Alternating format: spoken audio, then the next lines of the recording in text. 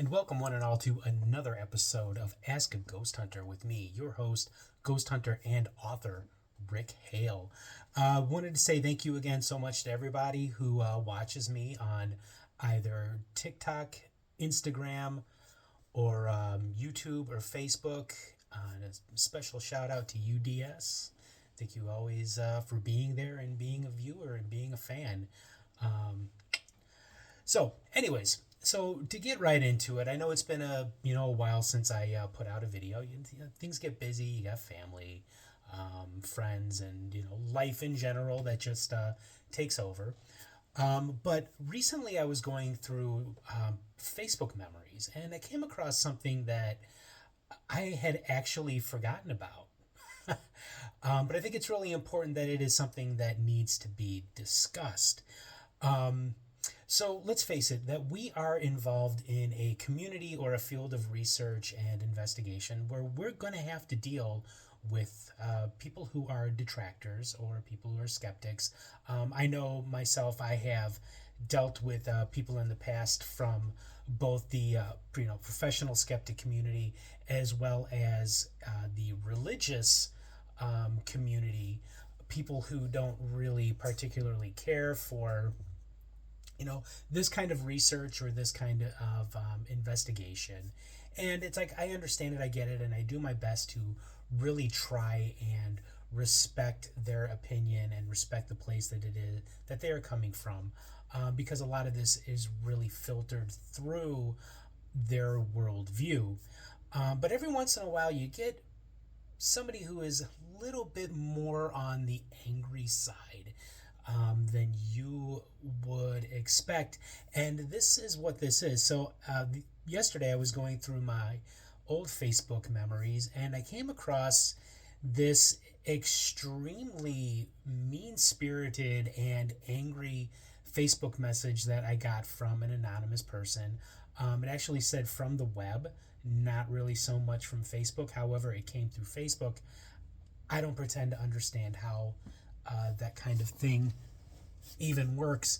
So let's get into it, and I kind of want to really talk about it because there is a lot to unpack with this, and believe it or not, you may actually be surprised at what I think about this. So let's get started with this, and first off, I just want to say that the only reason that I know it is angry because it uses certain words and grammar and punctuation that leads me to believe that this is a very angry person, as well as the fact that it was written all in caps. So I had to write it down because my printer is not working at the moment, and but I promise you and I assure you that it is written word for word from the message from whomever this person is.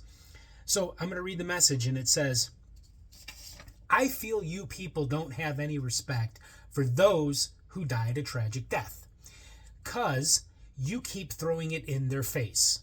Would you like them to do that to you? That's not right if they are dead or not. I wouldn't be a nice ghost to someone who did that to me. I watch you people, again with the you people stuff, I can't think of anything more insulting. I watch you people bring up the things that happened to the ghosts before they died. That is just wrong. Maybe they should do that to you. Again, I mean, it's very incredibly mean-spirited, and not let you be in peace after a tragic death. You can pass this on to all the ghost hunters. So like I said, this is a very mean-spirited. It wasn't very nice.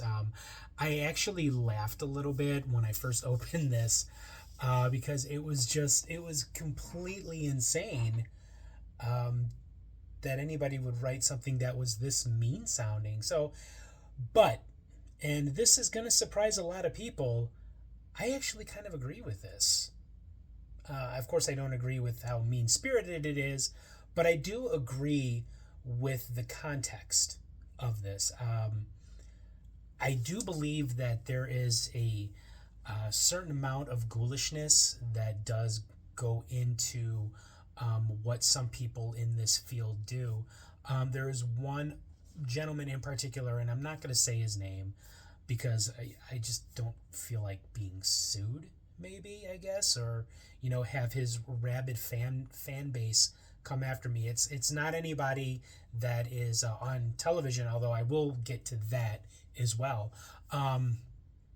But this person does a lot of EVP work, electronic voice phenomenon, and the work that he does is, it seems that whenever somebody, like a famous person, dies, he immediately does these sessions that he puts videos out there, throughout various social media, as well as on YouTube and other video sharing platforms. His work in contacting these famous people who have passed away. And in my opinion, and I know, opinions are like assholes, everyone has them and they all stink. But in my opinion, that kind of thing is very ghoulish. I really do believe that you should give the family and friends time to mourn the passing of their loved one. So I don't think it's fair to immediately go after that famous person who has died. I don't think that that's right, and I think that's very ghoulish. And I just think that that's just that in and of itself is mean spirited and a way of trying to gain fame. So please, do show some respect to the dead. I completely agree with that. The TV people. So that's something that they mentioned in this. Where is it? They said, I watch you people bring up the things that happened to the ghosts before they died. So first, I'm always just, whenever somebody says you people, it's just so insulting to me. But watch. So I think that this person, whomever this was, believes that independent investigators and researchers like myself, who are not on television, they cannot seem to make that disconnect from what they see on television and from what is going on in real life. Now, granted, there are plenty of investigators that do base their methods and their technique off of what they see on television. I mean, that's just a fact. However, there are many of us who don't do that, myself being one of them. I don't, or at least I try not to. I really don't even care for the television shows all that much. Some are pretty fun to watch, and that's actually will be discussed in a later episode of Ask a Ghost Hunter.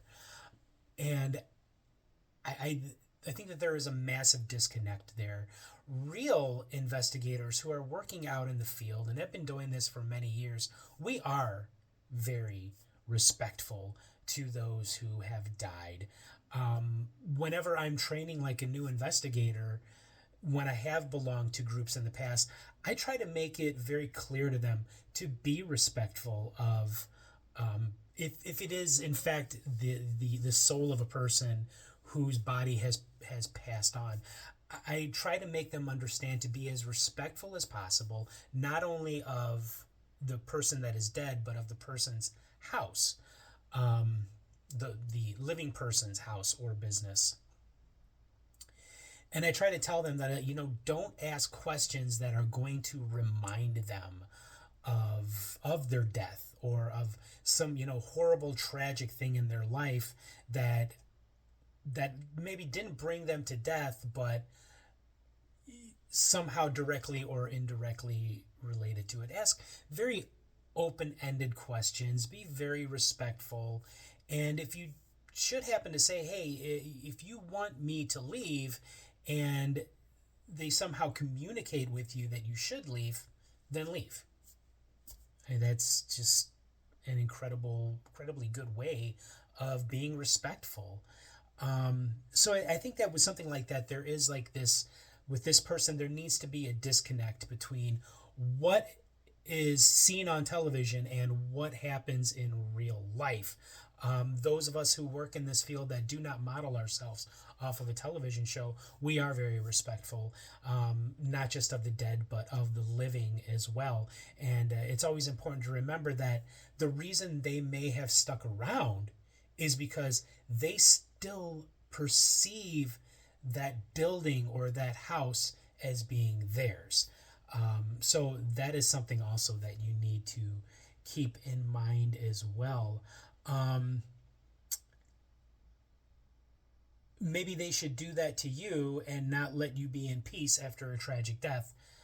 Um, we don't really know if ghosts are aware of other ghosts, so there really is no way for the ghost to make any investigator's life a living hell.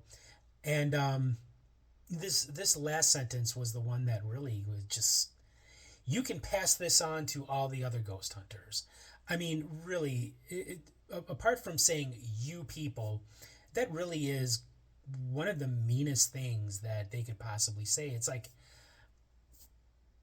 I keep my circle in this field and in this community very small. I really don't work with a lot of other ghost hunters, because I really do like doing things my way. And I don't.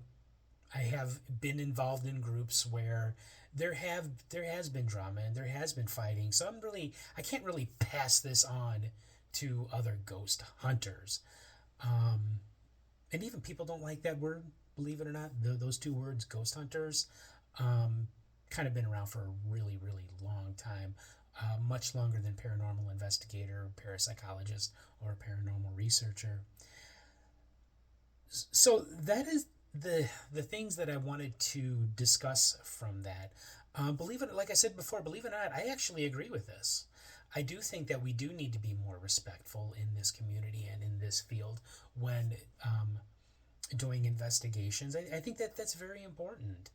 And so I don't know who this person is because their name wasn't on the it wasn't on the message. It really was very much just an anonymous message.